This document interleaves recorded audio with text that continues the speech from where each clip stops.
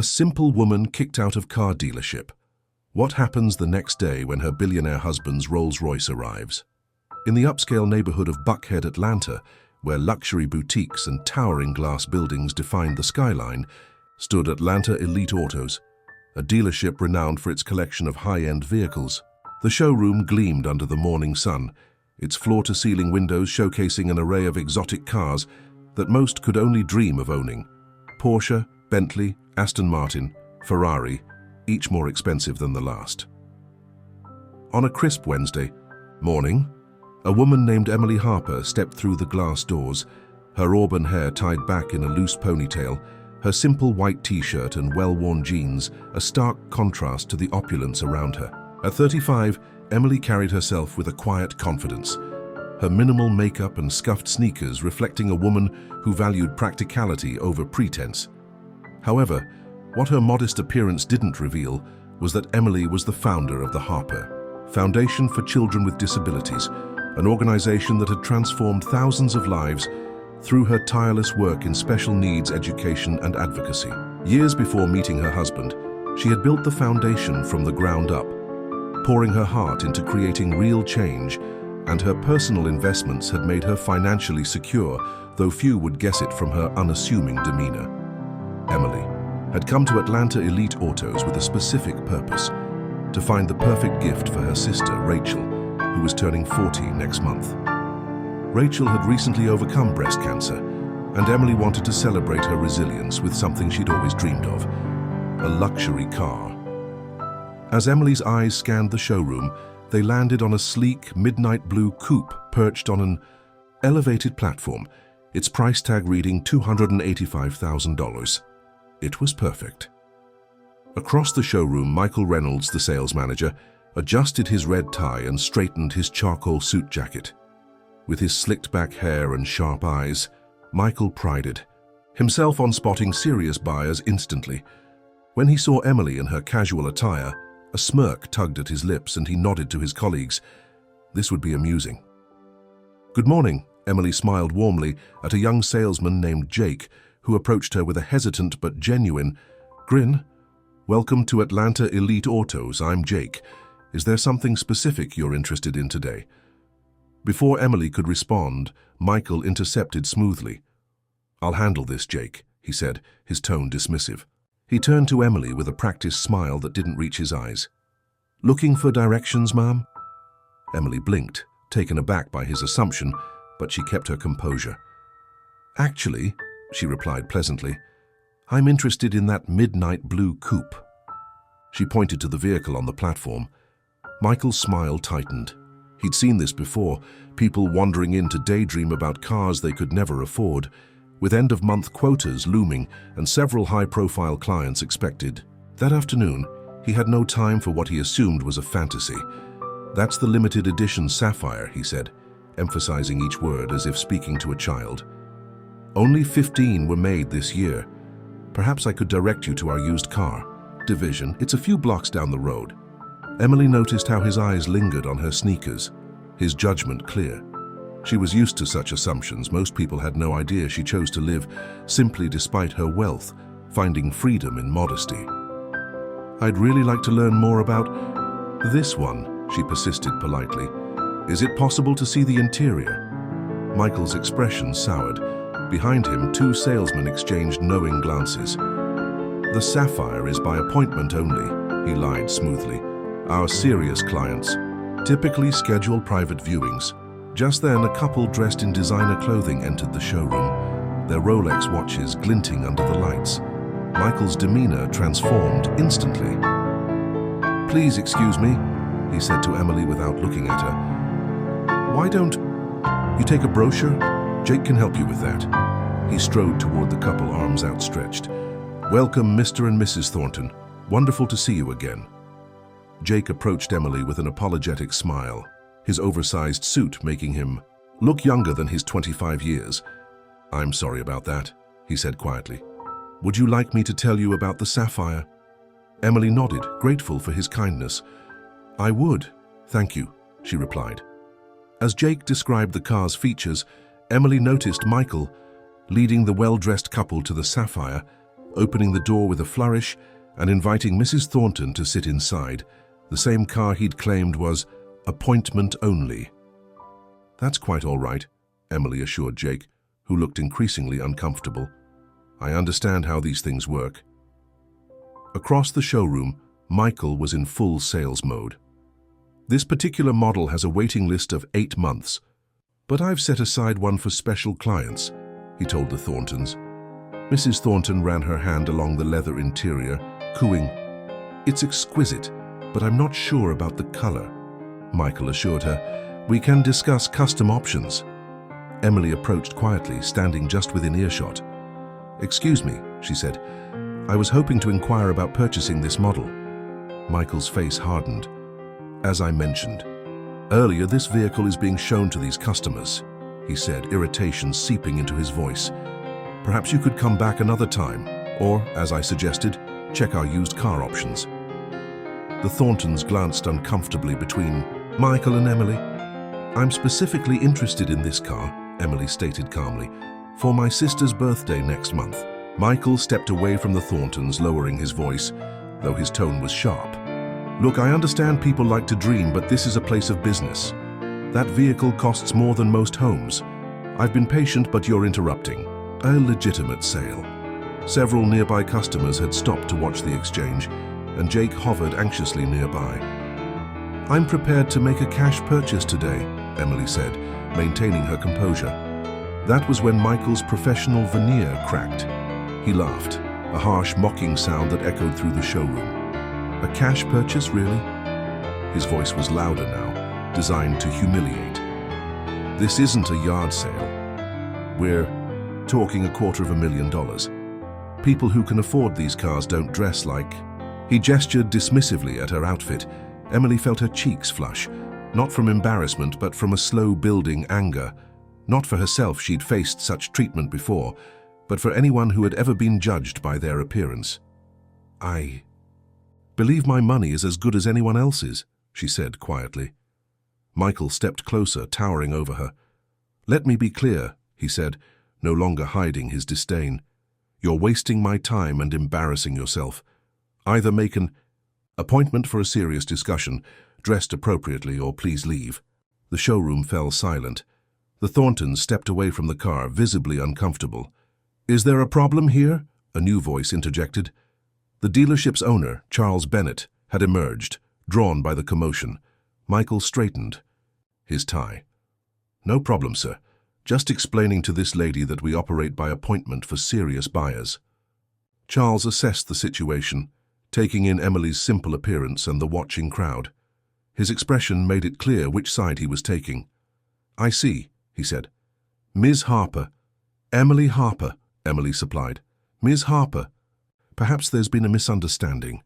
Our clientele typically, well, they understand the exclusivity of our vehicles," Emily replied, her voice steady despite the humiliation burning in her chest. "I understand perfectly. Your sales manager has made your policies quite clear." Michael stepped forward again, his voice dripping with condescension. "If you're genuinely interested, which I doubt, you can call for an appointment. But I'd suggest bringing proof of funds and dressing the part. These cars," he gestured around the showroom, "are for a certain class of people." A murmur rippled through the onlookers. Someone snickered. Emily looked around at the judging faces, at Michael's smug expression, at the owner's tacit approval of his employees' behavior. She'd faced discrimination before, but rarely so blatantly, so publicly. "I see," she said simply, her dignity intact but her spirit bruised.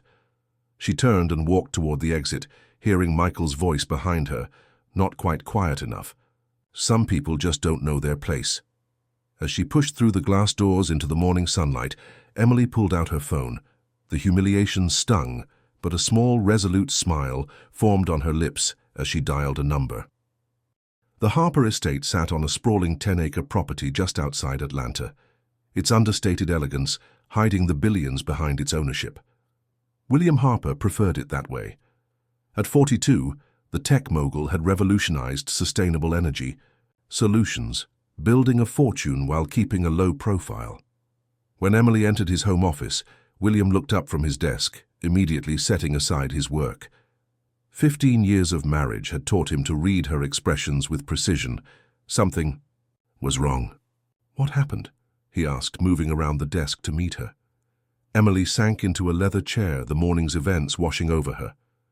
"It was educational," she said with a wry smile that didn't reach her eyes. She recounted the experience at the dealership, the condescension, the humiliation, the blatant discrimination. As she spoke, William's expression darkened, but he remained silent, giving her space to process. "It's not about me," she concluded. "I have the privilege of walking away, knowing the truth. But how many people get treated that way, every day, without the comfort of knowing they could actually afford what they're being denied?" William nodded thoughtfully. In their years together, this was what had always moved him most about Emily, her consistent concern for others, even when she had been wronged. "So what would you like to do about it?" he asked finally. "Part of me wants to do nothing," she admitted, "just buy Rachel's gift elsewhere. But then I think about that young salesman, Jake, who treated me with respect regardless of how I was dressed, and I think about all the people who face that kind of judgment without any recourse."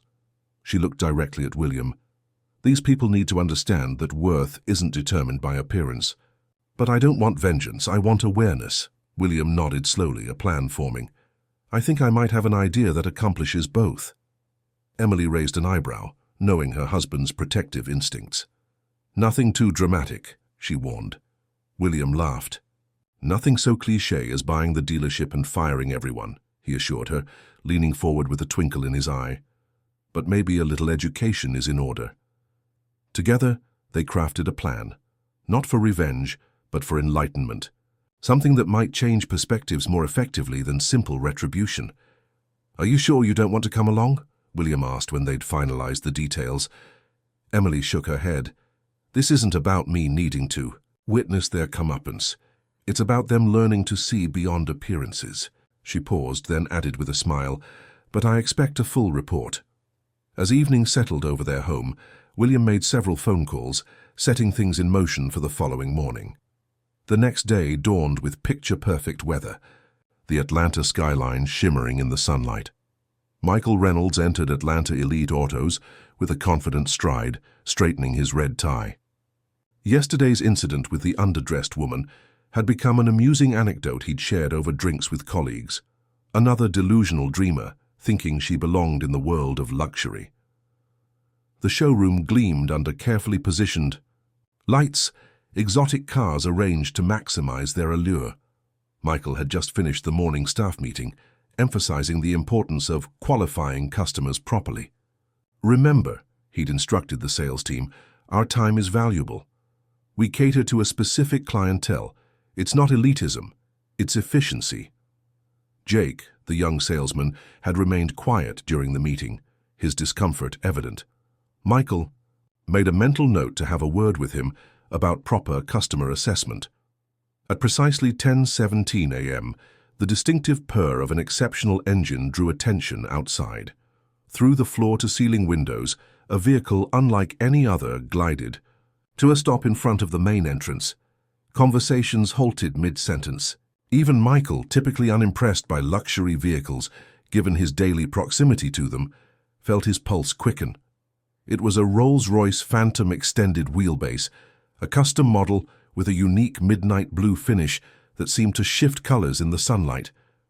Conservative estimates would place its value north of $1.2 million.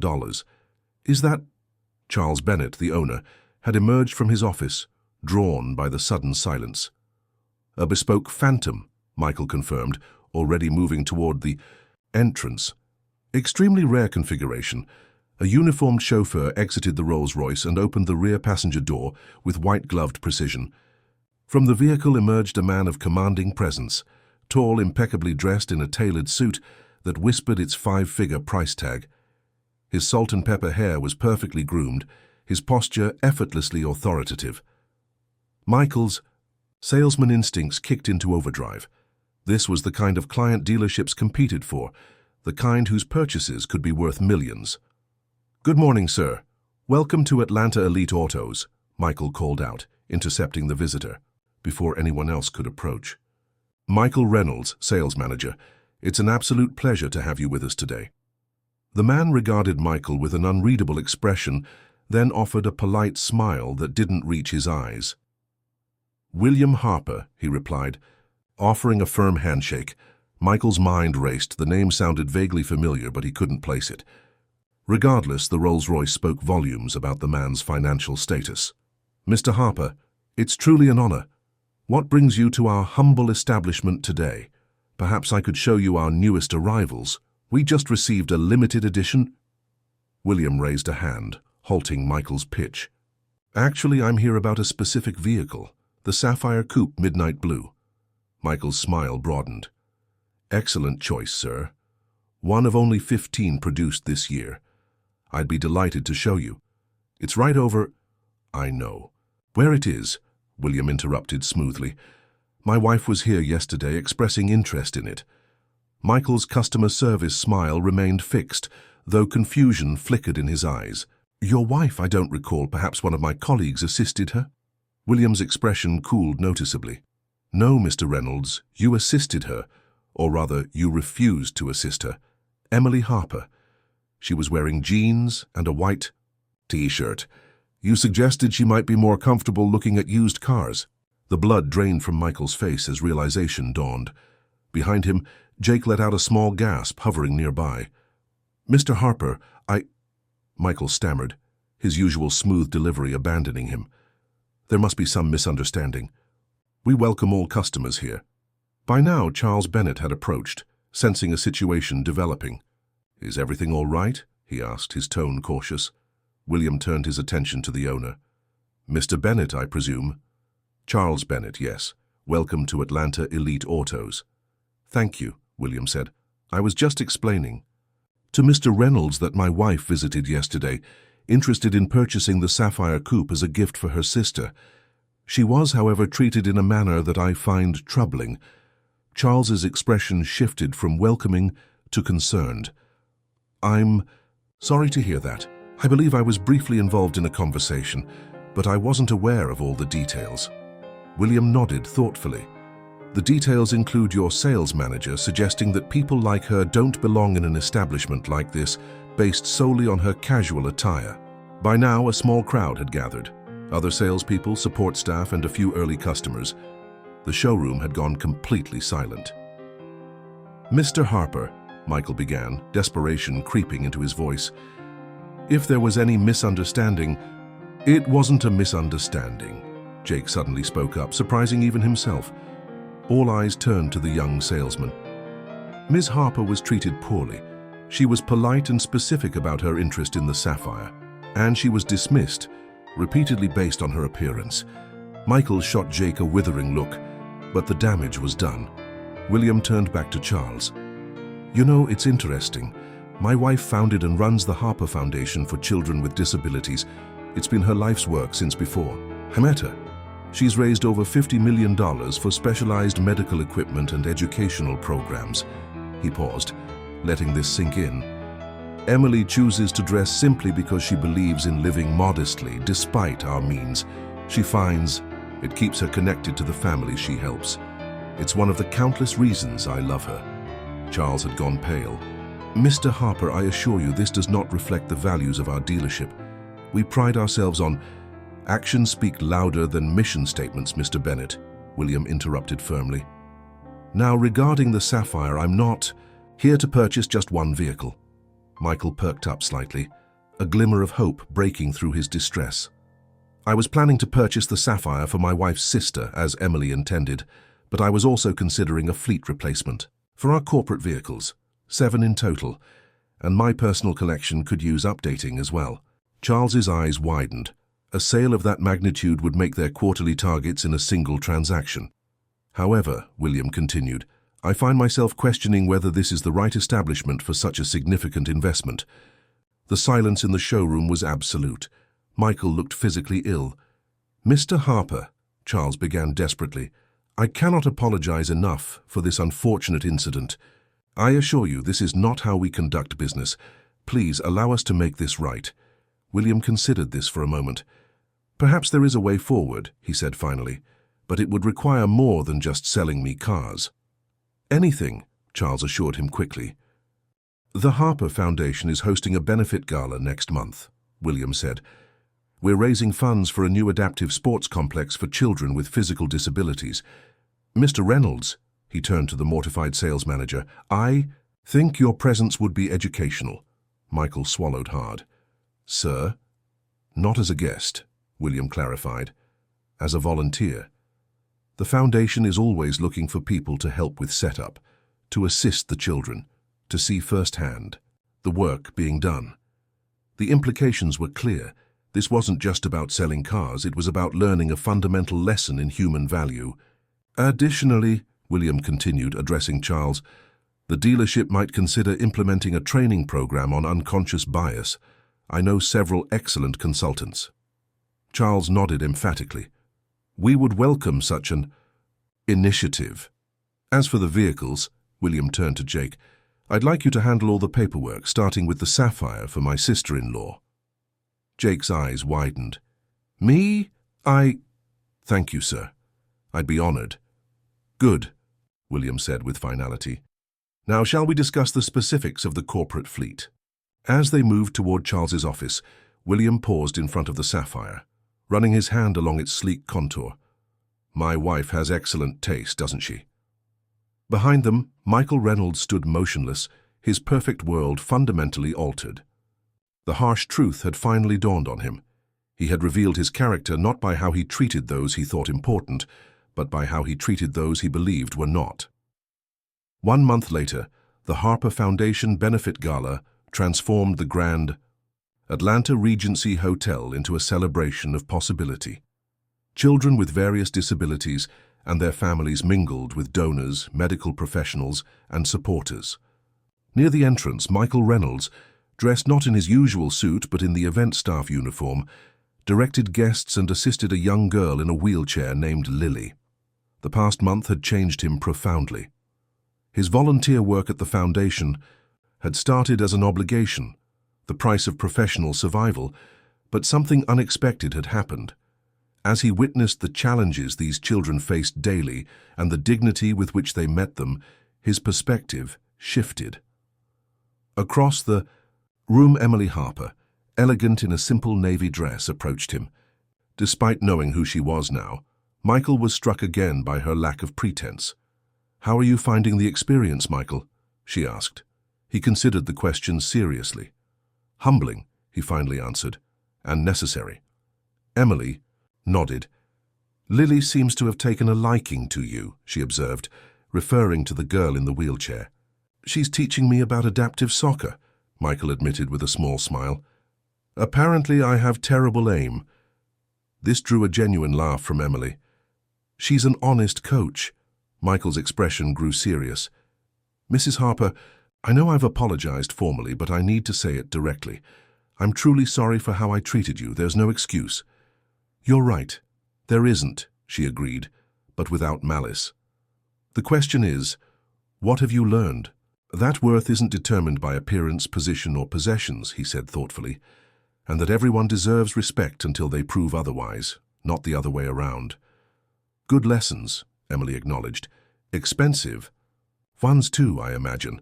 Michael nodded ruefully, thinking of the substantial business the dealership had lost when William decided to purchase only the Sapphire and not the additional fleet.